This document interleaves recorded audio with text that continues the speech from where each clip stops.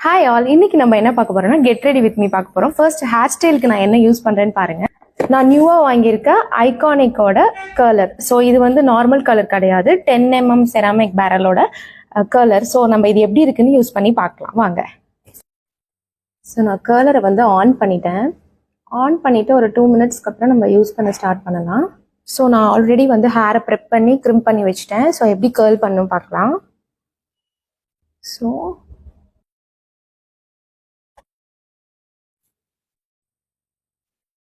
So இந்த மாதிரி கேர்ள்ஸை வந்து நான் ஃபுல் ஹேருக்கும் பண்ணிட்டு வந்து நான் உங்களுக்கு காட்டுறேன்.